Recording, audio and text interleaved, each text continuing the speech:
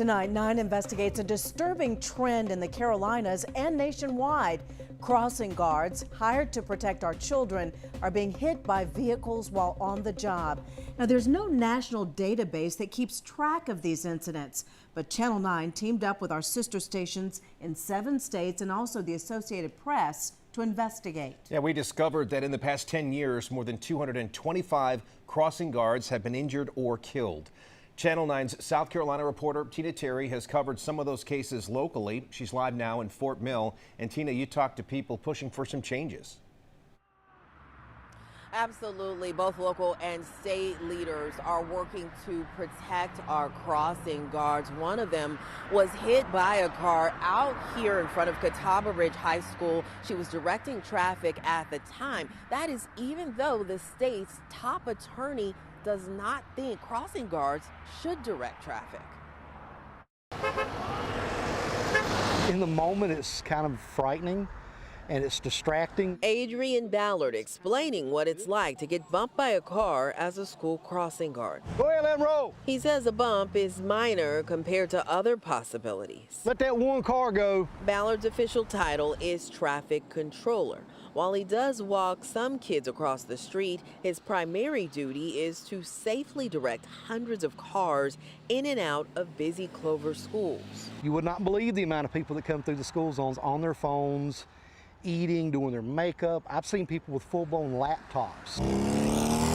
He's never taken a hard hit, but many others have. Across North Carolina, at least 4 crossing guards have been hit on duty since 2015. In South Carolina, there have been at least 9 crashes involving crossing guards since 2018, 2 of them deadly. Teaming up with our sister stations and the Associated Press, we obtained law enforcement records in 180 cases nationwide.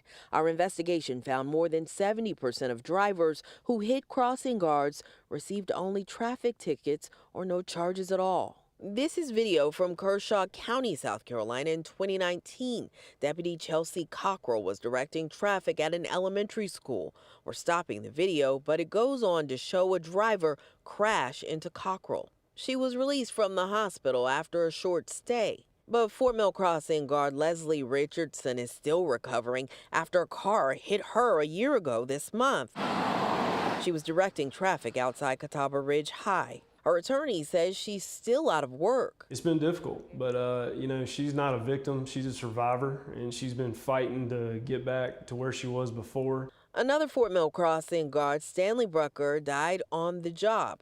Family members say he loved serving his community. This is video of him in March of 2024, directing traffic outside Fort Mill Elementary. You see him in the yellow median on Springfield Parkway looking north. Soon he raises that red stop sign and steps into the northbound lane. At this point, he's looking south, directing traffic.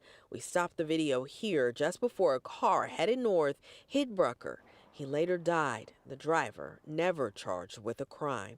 An attorney for some of Brucker's family members told us why they're now suing Fort Mill schools. The Brucker family didn't understand why their father was being directed to stand in the middle of a busy road and direct traffic when he's supposed to be helping school children cross to and from, school bus stop. In Fort Mill alone, there have been 4 crashes involving crossing guards since 2018.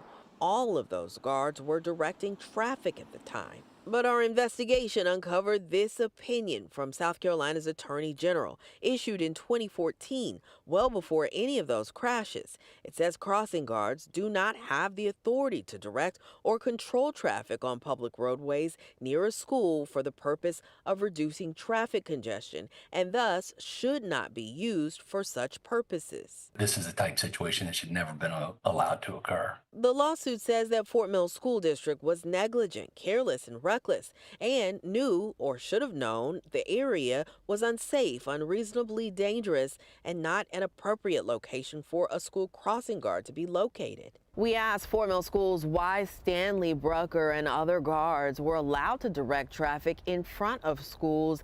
They said they can't comment due to that pending litigation.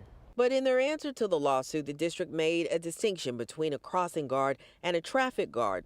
They said Brucker was hired by the company CrossSafe as a traffic guard. I was born and raised in Fort Mill. I went to these schools. David Martin is in his first term as a state lawmaker. They were standing in the middle of the road, directing traffic, often in a highway. Right. Does that need to stop in the state? I don't know if it needs to stop at every single intersection, right? There's thousands of intersections where there's probably crossing guards across South Carolina. I don't know exactly what the numbers are.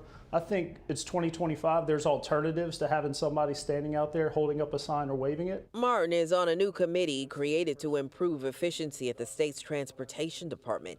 He says improved technology could eliminate the need for crossing guards to direct traffic. He also wants to give towns and school districts more authority to make safety changes, like lowering speed limits. They should have the resources and the power to be able to do that without going through the big government. In the meantime, guards like Ballard will continue directing traffic. The Clover School District says it's necessary for student safety and traffic control, despite the risk. Adrian Ballard agrees. I believe we're necessary. I believe that we're important. I believe that we make a difference, that they couldn't operate the way they do without either us or a solution like us. And the third-party company that once provided crossing guards to Fort Mill schools was purchased by another company earlier this year, and they very quickly announced that they will no longer provide guards to direct traffic in the district.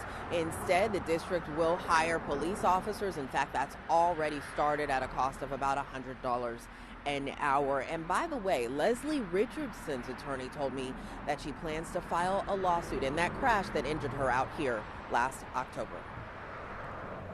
All right, Tina, thank you for that. Now, that DOT committee that you mentioned, are they open to getting public input about this?